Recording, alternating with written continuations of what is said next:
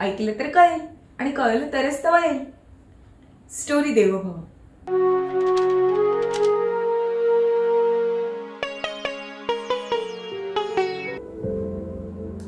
एकदा शाळेतले शिक्षक वर्गात येतात आणि सगळ्या मुलांना सांगतात, चला तर मग आजपासून आपण तपस्या करायला बसायचं आहे. आपल्या ऋषी मुनींनी केलेली माहिती आहे ना तशी. मुलं एकदम घाबरून जातात, इकडे तिकडे बघायला लागतात. त्यातला एक मुलगा सरांना विचारतो, सर आम्ही 5 मिनिट पण एका जागेवर बसू शकत नाही, तर आम्ही तप कसं करणार? दुसरा म्हणतो, हो सर, जंगलात जाऊन झाडाखाली बसून तप करायचं, कसं जमणार आम्हाला? तिसरा म्हणतो, हो सर, नाही जमू शकत आम्हाला.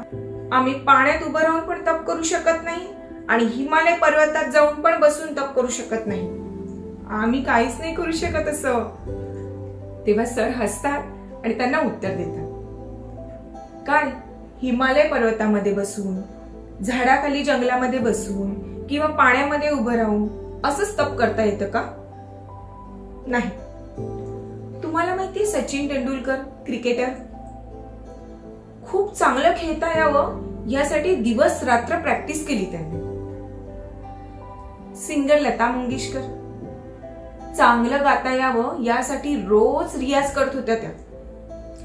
प्रोफेसर अब्दुल कलाम सायंटिस्ट, आपलं ध्येय पूर्ण करण्यासाठी त्यांनी दिवस रात्र अभ्यास केला, खूप मेहनत घेतली. हे सगळं तप नाहीये तर काय आहे? अभ्यासात चांगले मार्क्स मिळवण्यासाठी जेव्हा आपण सगळं सोडून अभ्यास करतो ना, ते तप असतं. जॉब मध्ये प्रमोशन मिळण्यासाठी वर्षभर काम केलं जातं, ते तप असतं. स्पोर्ट्स मध्ये जिंकण्यासाठी खूप खूप प्रॅक्टिस केली जाते ना, ते तप असतं.